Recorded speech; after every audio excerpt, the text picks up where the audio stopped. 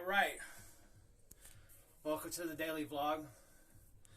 I had some inspiration today during my workout. Listened to a little YouTube video, and made me think about perspective, how we perceive what's going on is what creates our reality.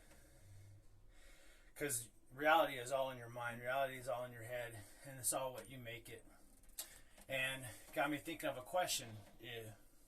Was it the worst thing that's ever happened to you? Or was it the best thing that's ever happened to you? And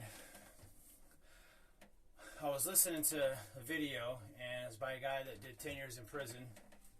And he took that time to grow after the initial victimized feeling of playing a victim, feeling like a victim because you're in prison, can't get out, that victim mindset.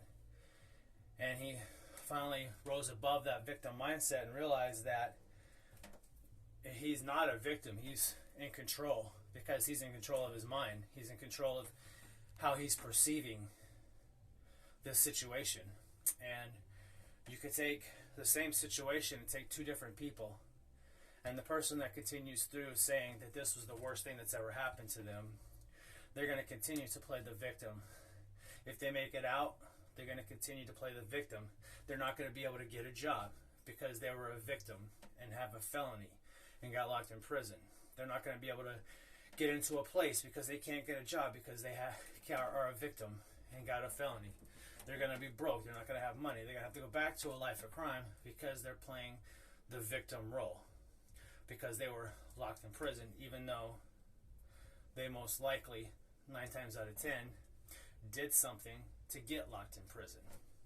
On the other hand, you got somebody in that same situation that alters their perception and looks at it as, you know what, this might be the best thing that's ever happened to me.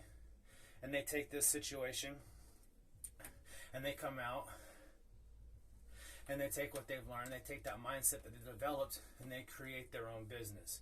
They create their own wealth. They create the lifestyle that they want because their perception changed and created the reality that they live in. Both people had the same experience but live in alternate realities because of their perception. My time when I got locked up, of course, I looked at it as, this is horrible, it's the worst thing that could ever happen to me. And then I got out and I walked away from the life that I was living, and it didn't take me long, but pretty soon I realized, hey, that's the best thing that could have ever happened to me, because had I stayed in that lifestyle, I would probably be doing a whole lot more time in prison if I was lucky. The other option would be that I would be dead, because the lifestyle that I was living, that's the only two outcomes of it. It doesn't lead to what everybody thinks it leads to. And everything else that has happened in my life, I would look back on it, and at the time, it was the worst thing that could have happened. Everything that's ever happened, I looked at it as everything that I looked at as being the worst thing that could have happened. Eventually, I realized, you know what, that was the best thing that could happen. And that's one of the points that I try to make to people, that the universe is going to give you exactly what you need. It might not give you what you want, but that's because you don't know what you want. The universe knows what you need, and the universe, without fail, is going to provide that. It's going to provide you with what you need. It's up to you, just like it's up to me, to take that and turn it into the best thing that's ever happened to you, as opposed to turn it into the worst thing that's ever happened to you. I have little internal struggles, little mental and internal struggles. Like I have a sensory processing disorder, where I process a lot of things, feel like physical touch, physical feel, as negative. I also process a lot of things emotionally, a lot more than most people do. And For a long time, I looked at that as a bad thing. I looked at it as I was too sensitive and too emotional. And when I analyze it more and look back at it and look at it, it's one of the best things that I could have, because believe it or not, emotion is one of the strongest driving forces that you could ever imagine having.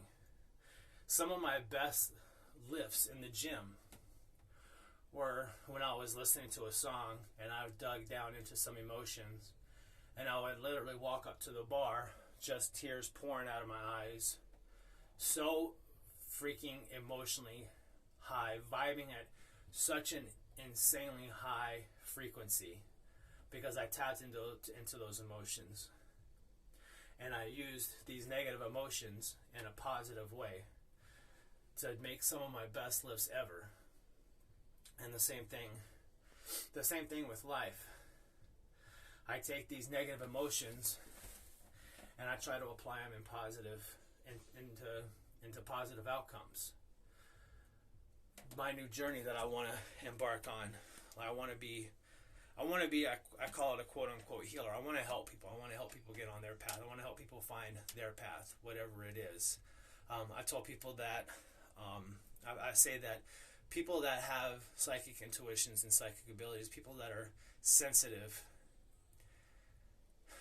to supernatural and spiritual realms, are attracted to me, because I feel like I have a way to guide them and help them find their path.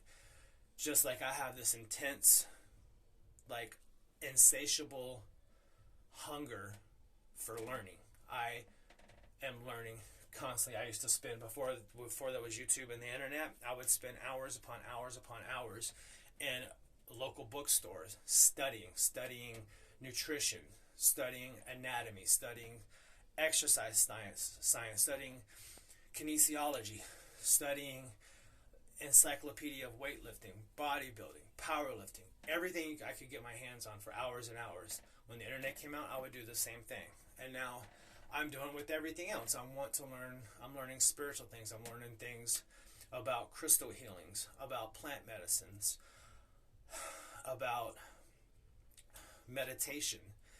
And I want to help people in all aspects of their life, through psychology, philosophy, exercise, plant medicines, and metaphysical healing. And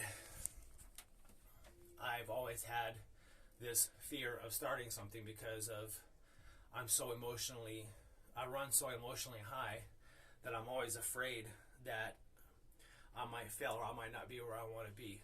But another quote I listen to a lot is, there's no failure. The only two failures in life are never starting and never getting back up once you fall. And so anything that happens, ask yourself, is this the worst thing, or is it actually the best thing that's ever happened to me?